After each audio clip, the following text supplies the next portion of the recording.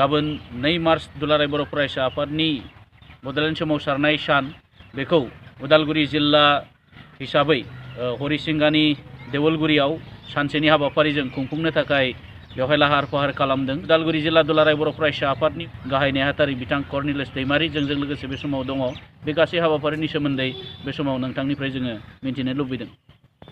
दुलाराय बर' फरायसा आफादा 1987 मायथाइनिफ्राय बे हाबाफारिखौ लाबोदों आरो जोंनि जि सोमावसारनाय बे सोमावसारनायखौ खोब गोख्रों भाबै खालामबोबाय थादों। नाथाय दिनैसिम जिहेतु जोंनि जि आलादा रायजो बड'लेण्ड दाबि बे दाबिखौ जोङो मोनसे जाफुंसार महर जों होनो हायाखै बा मोनफुंनो हायाखै।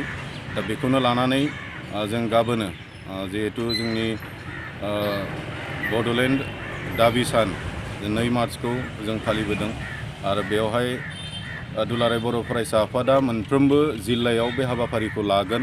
दा बेनिनो जोंनि उदालगुरि जिल्ला दुलाराय बर' फरायसा आफादाबो उदालगुरिनि मोननै साब डिभिजनाव फुंनि 8 रिंगानिफ्राय बाइक रेलि जों लानानै बे हाबाफारिखौ जों जागायगोन। धेरगाव साब डिभिजना टंला आन्सलिकनिफ्राय जागायनानै हरिसिंगा देवलगुरियाव फोजोबफैगोन आरो उदालगुरि साब डिभिजना बरसला आन्सलिकनिफ्राय जागायनानै हरिसिंगायाव जों फोजोबफैगोन। दा बे हरिसिंगायावहाय जों 2:30 रिंगायाव मोनसे गिदिर मास गेदारिं जों खालामगोन। बाइक रेलिफोराबो बेवहायनो ज' जाफैगोन आरो बेवहाय मोनसे गाजा गोमजा मोनसे हाबाफारिनि गेजेरजों जों गाबोननि जि 2 मार्चनि बड'लेण्ड दाबि सान बे सानखौ जों फालिनो थाखाय थि खालामदों। बेवहाय बाइक रेलियाव मोनफ्रोमबो गामिनिफ्राय बाइक गंबाहै जोङो फैनानै बाहागो लानो थाखाय जों बिथोन हरदों। दा बेखायनो नैबे मिडियानि जुगिदि आं साफ्रोमबो रायजो राजाफोरखौ खावलायगोन आरो बेयाव जोंहा पार्टी जाति जनगोष्ठी बेजों खोथा गैया।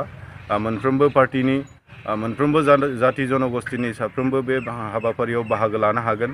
बेनि जुगिदि भारत सरकार आरो असम सरकारखौ जों मोनसे मेसेज हरनो हायो जे जों बर' फिसाफोरनो बा बड'लेण्ड ओनसोलाव थानाय साफ्रोमबो फिसाफोरनो जे बड'लेण्डखौ नांगौ बेखौ जाहाथे जों रोखायै फोरमायहरनो हायो।